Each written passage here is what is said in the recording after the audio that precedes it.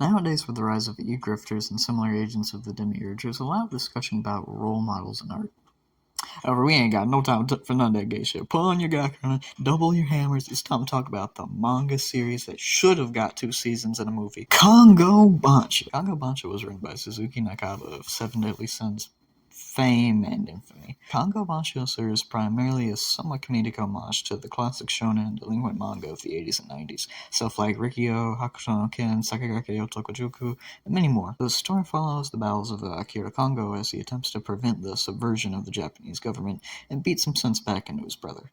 Kongo is a static character, but there's not anything wrong with that. He's excellent for the type of story Nakaba tells here. Very dedicated to his friends whilst making nonsense in a sense with either bare bones explanations or his iconic "I don't care!" I love how even though Nakaba puts great effort to make us care for the struggles of our lead, he's not afraid of how anachronistic Kongo is, essentially being an 80s manga character completely out of place in the modern day. There's some great side gags here. Our side cast is great too, with my favorite being Hikyo Bancho, essentially the Aizen Jonathan hybrid of the group. Not only is his Kano lookalike style awesome to look at, seeing him grow from a cowardly guy throwing his life away to a man dedicated to do whatever it takes to protect his friends was awesome character growth. You got Ninbutsu Bancho, who arguably learned the most from Kongo's example, growing beyond a megalomaniac with a god complex to a down-to-earth guy just trying to make his dreams come true. Sasori Bancho is a dedicated martial artist left to take care of the child Akira's abandoned. Oh, I'm sorry, I meant my bad, Takeshi. Also, these two are there. They're fine. Nakaba does a lot of good here. Everybody feels memorable, and that's helped by the fantastic designs. Very Kinnikuman-esque, especially towards the final arc. But what about the villains, after all? What's a shonen with no good villains? Well, I already talked about some of them. Each of our cast was an enemy bested by Kongo, and following his righteous example, befriend him and set out to change their lives. It's great stuff seeing people dead set in their despair regarding modern society impacted by just one man and changing not only themselves, but others for the better. Characters like the hot-blooded Bancho and feeling there's not enough passion in the world, or the lowest Bancho whose gimmick is literally doing the worst thing possible because who cares anymore? Try to one-up Hiko Bancho, or the swordsman, who I'll be honest, I forgot his name, but I love his design. The walking disaster of a man, Hakai Bancho, the touching story of a man finding his humanity in Machine Bancho, and last but not least, Takeshi Kongo, a man so disgusted by the casual two-facedness of the modern day, he threw away his humanity and dedicated himself to the total destruction of society at large. The story in general is great. There's some fun shake-ups in the format and wears its influence on its sleeve, whilst always improving. On top of that, Nakaba's art is amazing. He strikes a fantastic blend of cartoony exaggeration and dramatic posing. Not a single Bancho has a bad design. Hell, even the background characters are great.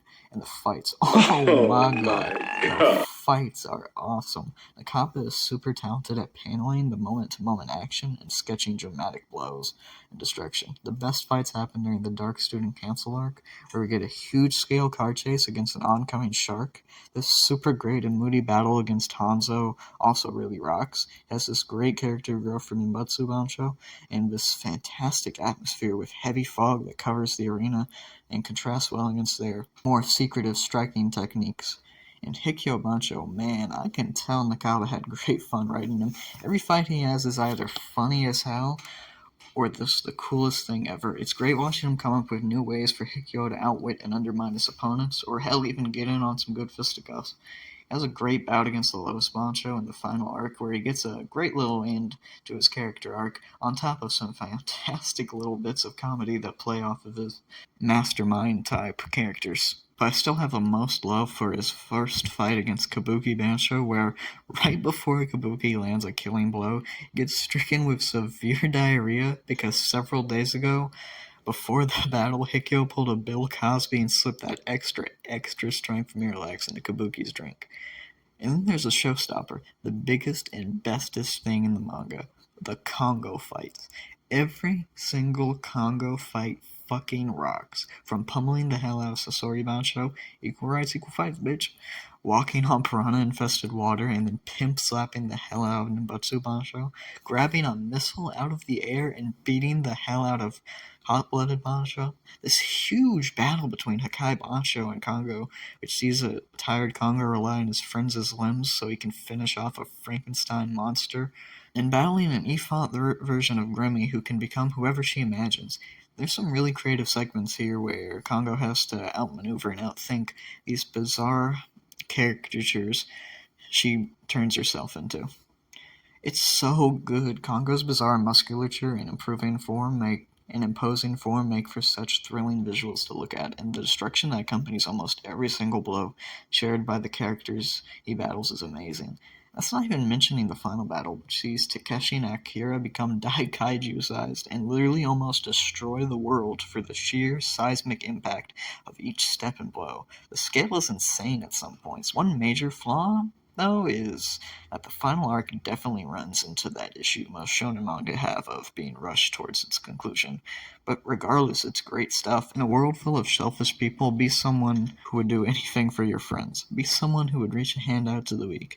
Be a man among men. Be a banchou. And read Kongo Banchou. That's all I got for y'all today. Peace, y'all.